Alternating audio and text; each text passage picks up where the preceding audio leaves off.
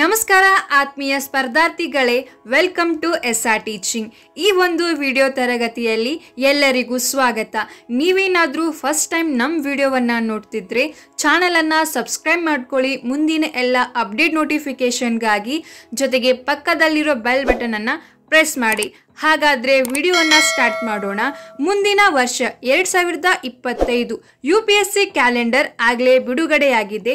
So ಆ ಒಂದು ಹಿನ್ನೆಲೆಯಲ್ಲಿ ಈ ವಿಡಿಯೋ ಮಾಡ್ತಿರೋದು. ಈ ಒಂದು ವಿಡಿಯೋದಲ್ಲಿ ಯಾವ್ಯಾವ ಪುಸ್ತಕಗಳನ್ನು ಓದಬೇಕು ಎಂಬುದರ ಬಗ್ಗೆ ಮಾಹಿತಿಯನ್ನು ನಾವು ನಿಮಗೆ ತಿಳಿಸ್ಕೊಡುತ್ತೇವೆ.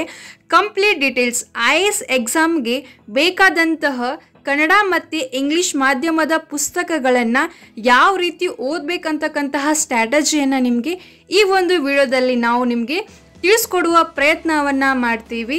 ಸ್ಟಾರ್ಟ್ ಮಾಡೋಣ. ಫಸ್ಟ್ ಒನ್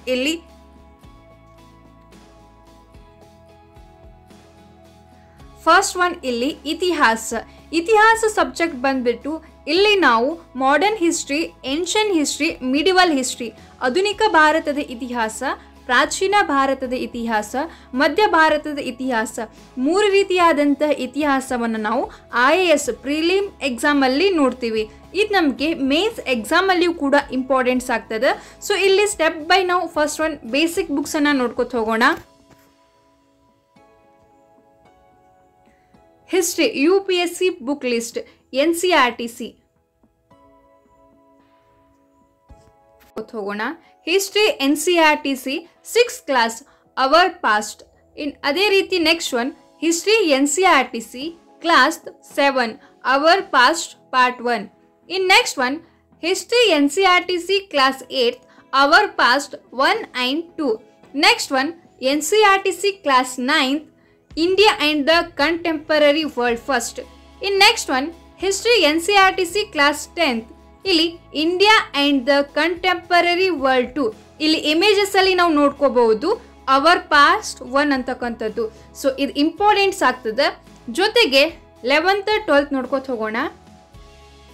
ನೆಕ್ಸ್ಟ್ ಇಲ್ಲಿ history NCERTC class 11 themes in world history part 1. In next one NCERTC class 12 themes in Indian history part 1, themes in Indian history part 2, themes in Indian history part 3. So ಇದು 12th standard NCERTC books. ಇದು ಮಕ್ಕಳಿಗೆ ತಿಳಿಸುವಂತಹ ಲ್ಯಾಂಗ್ವೇಜಲ್ಲಿ ಬರೆದಿದ್ದಾರೆ, ಸರಳವಾಗಿ ಬರೆದಿದ್ದಾರೆ. So ನಮ್ಮದು basic foundation ಚೆನ್ನಾಗಿದ್ದಾಗ ನಾವು mains exam ಬರೆಯೋಕ್ಕೆ ನಮಗಿದು help ಆಗುತ್ತೆ ಅಂತಕ್ಕಂಥದ್ದು. ಸೊ ನೆಕ್ಸ್ಟ್ ಸ್ಟ್ಯಾಂಡರ್ಡ್ ಬುಕ್ಸನ್ನು ನೋಡ್ಕೊತ ಹೋಗೋಣ. ಕನ್ನಡದಲ್ಲಿ ನಾವು 6th to 12th standard government ಬುಕ್ಸನ್ನು ಓದಬೇಕು.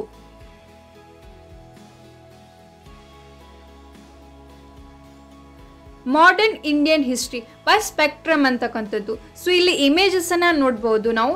ಇಲ್ಲಿ ಸ್ಟ್ಯಾಂಡರ್ಡ್ ಬುಕ್ಸ್ ಆಗಿ ನಾವು ಸ್ಪೆಕ್ಟ್ರಮ್ ಬುಕ್ಸನ್ನು ನಾವು ರೆಫರ್ ಮಾಡ್ಬೋದು.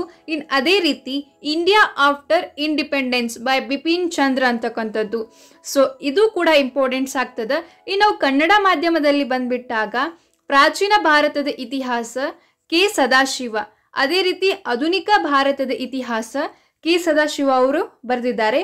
ಇನ್ನು ಅದೇ ರೀತಿ ಸ್ವತಂತ್ರ ಭಾರತ ಪಾಲಾಕ್ಷ ಸರ್ ಅವರು ಬರೆದಿದ್ದಾರೆ. ಇನ್ನು KNA ಅಂತಕ್ಕಂಥದ್ದು ಬುಕ್ಸು ಕೂಡ ತುಂಬ ಇಂಪಾರ್ಟೆನ್ಸ್ ಆಗ್ತದೆ. ಸೊ ಅದನ್ನು ನಾವು ರೆಫರೆನ್ಸ್ ಆಗಿ ಇಟ್ಕೋಬಹುದು. ಸೊ ಇಲ್ಲಿ ಕೆ ಸದಾಶಿವ ಸರ್ ಅವ್ರ ಬುಕ್ಸು ಕೂಡ ನಮಗೆ ಭಾಳ ಇಂಪಾರ್ಟೆಂಟ್ ಅದ. Next one art and culture, ಕಲೆ ಮತ್ತು ವಾಸ್ತುಶಿಲ್ಪ. ಇದರಲ್ಲಿ ಏನೇನು ಬರ್ತಕ್ಕಂಥದ್ದು ಫಸ್ಟ್ ನೋಡ್ಕೋತ ಹೋಗೋಣ. ಭಾರತದ ಶಾಸ್ತ್ರೀಯ ನೃತ್ಯಗಳು, ಕ್ಲಾಸಿಕಲ್ ಡ್ಯಾನ್ಸ್, ಭಾರತದ ಜಾನಪದ ನೃತ್ಯಗಳು, ಭಾರತದ ಕಲೆ, ವಾಸ್ತುಶಿಲ್ಪ, ಅದೇ ರೀತಿ ದೇವಾಲಯಗಳ ವಾಸ್ತುಶಿಲ್ಪ, ಸಮರ ಕಲೆಗಳು, ಭಾರತದ ಹಬ್ಬಗಳು, ಅದೇ ರೀತಿ ಬುಡಕಟ್ಟು ಜನಾಂಗದ ಬಗ್ಗೆ ಕೂಡ ನಾವಿಲ್ಲಿ ಕಲೆ ಮತ್ತು ವಾಸ್ತುಶಿಲ್ಪದಲ್ಲಿ ನೋಡ್ಕೋಬೇಕಾಗ್ತದೆ. So art and culture. So first one ಇಲ್ಲಿ art and culture NCERTC 11th and introduction of Indian art. ಅದೇ ರೀತಿ art and culture NCERTC 11th living craft traditional of India. So ಇಲ್ಲಿ ಚಾಪ್ಟರ್ 9 and 10 ಅಂತಕ್ಕಂಥದ್ದು 9 ಮತ್ತು 10. ಸೊ ಸ್ಟ್ಯಾಂಡರ್ಡ್ ಬುಕ್ಸ್ ಬಂದ್ಬಿಟ್ಟು Indian art and culture by Nitin Singhania. ಇಲ್ಲಿ ಇಮೇಜಸ್ಸನ್ನು ನಾವು ನೋಡ್ಕೋಬಹುದು. ನಿತಿನ್ ಸಿಂಘಾನಿಯಾ ಅವರ ಆರ್ಟ್ ಮತ್ತು ಕಲ್ಚರ್ ಬುಕ್ಸನ್ನು ನಾವು ಇಲ್ಲಿ ರೆಫರ್ ಮಾಡ್ಬೋದು. ಕನ್ನಡದಲ್ಲಿ ಯಾವುದೇ ರೀತಿಯಾದಂತಹ ಬುಕ್ಸ್ ಇಲ್ಲ.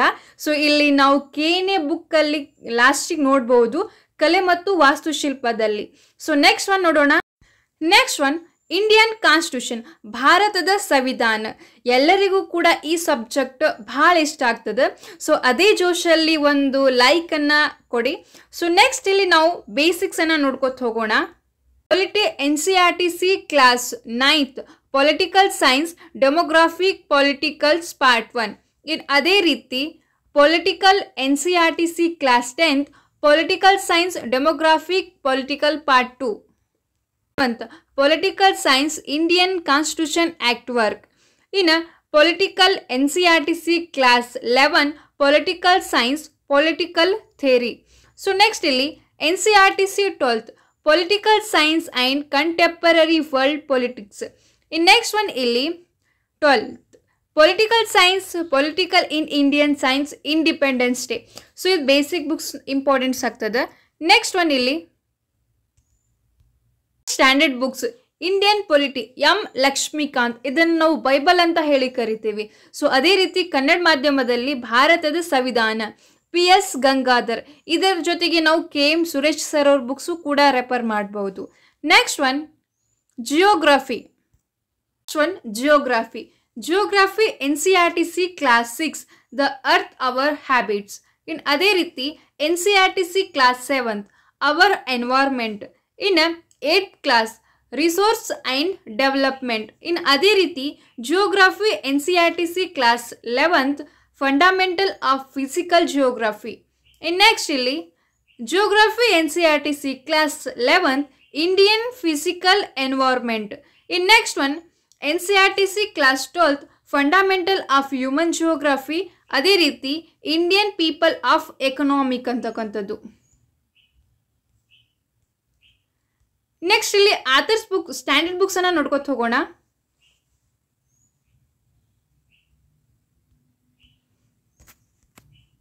ಇಲ್ಲಿ ಇಂಗ್ಲಿಷ್ ಅಲ್ಲಿ certificate physical and human geography and world atlas ಅನ್ನ ನಾವು ನೋಡ್ಕೋಬೇಕಾಗ್ತದ ಇಂಪಾರ್ಟೆನ್ಸ್. ಇನ್ ಕನ್ನಡ ಮಾಧ್ಯಮದಲ್ಲಿ ಪ್ರಾಕೃತಿಕ ಭೂಗೋಳ ಪರಿಚಯ ಸರ್ ರಂಗನಾಥ್ ಅವ್ರದ್ದು. ಅದೇ ರೀತಿ ಭಾರತದ ಭೂಗೋಳಶಾಸ್ತ್ರ ಸರ್ ರಂಗನಾಥ್ ಅವ್ರದ್ದು.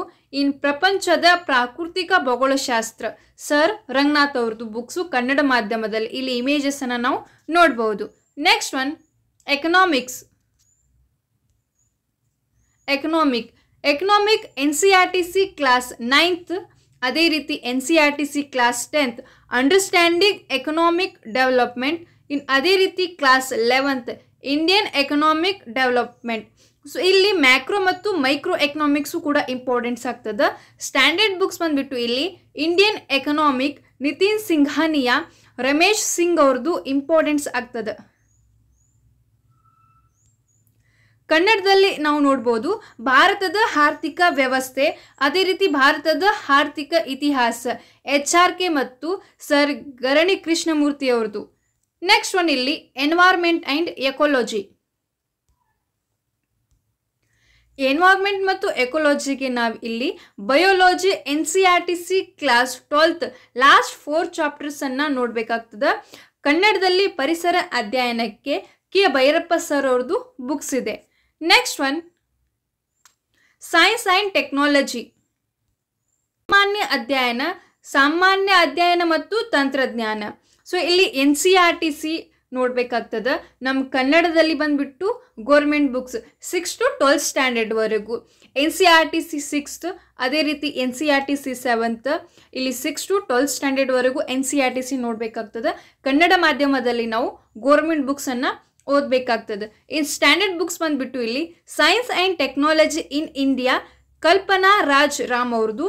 ಇನ್ ರಾಜ್ಯ ಸರ್ಕಾರದ ಪುಸ್ತಕಗಳು 6 to 12th ಸ್ಟ್ಯಾಂಡರ್ಡ್. ಇನ್ ಕನ್ನಡ ಮಾಧ್ಯಮದಲ್ಲಿ SMV ಗೋಲ್ಡ್ ಪಬ್ಲಿಕೇಶನ್ ಅವ್ರದ್ದು ಬುಕ್ಸ್ ಬರುತ್ತೆ. Next one mental ability. Mental ಎಬಿಲಿಟಿಯಲ್ಲಿ ನಾವು ಎಷ್ಟು ಪುಸ್ತಕ ಓದ್ತೀವಿ ಅಂತಕ್ಕಂಥ ಇಂಪಾರ್ಟೆನ್ಸ್ ಆಗಲ್ಲ.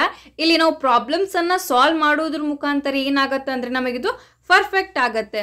ಸೊ ಇಲ್ಲಿಯೂ ಕೂಡ ನೋಡೋಣ.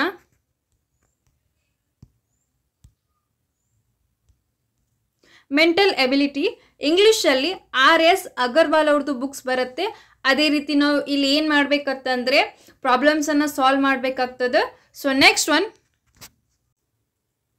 International relations. ಸೊ ಇಲ್ಲಿ ನಾವು ಕರೆಂಟ್ ಅಫೇರ್ಸನ್ನು ಕವರ್ ಮಾಡ್ಕೋಬೇಕಾಗ್ತದೆ. ಬುಕ್ಸ್ ಬಂದುಬಿಟ್ಟಾಗ ಎನ್ ಹಾಲಪ್ಪ ಸರ್ ಅವ್ರ ಬುಕ್ಸನ್ನು ನಾವು ಇಲ್ಲಿ ತೊಗೋಬೇಕಾಗ್ತದೆ.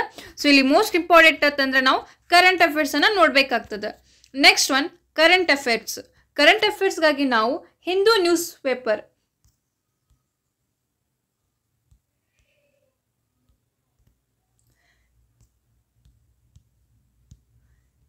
Hindu news paper, the Indian ಎಕ್ಸ್ಪ್ರೆಸ್ಸನ್ನು ನೋಡ್ಕೋಬೇಕಾಗ್ತದೆ. ಇನ್ ಕನ್ನಡ ಮೀಡಿಯಮಲ್ಲಿ ನಾವು ಪ್ರಜಾವಾಣಿ, ನಮ್ಮ ರಾಜ್ಯದಲ್ಲಿ ಆಗ್ತಿರುವಂತಹ ದಿನನಿತ್ಯ ಘಟನೆಗಳ ಬಗ್ಗೆ ನಾವು ತಿಳ್ಕೊಬೇಕಂತಂದರೆ ಪ್ರಜಾವಾಣಿ ನ್ಯೂಸ್ ಪೇಪರನ್ನು ಓದಬೇಕಾಗ್ತದೆ. ಜೊತೆಗೆ ಇಲ್ಲಿ ವೆಬ್ಸೈಟ್ PIB ವೆಬ್ಸೈಟಲ್ಲಿ ನಾವು ಡೈಲಿ ಕರೆಂಟ್ ಅಫೇರ್ಸನ್ನು ನೋಡ್ಬೋದು.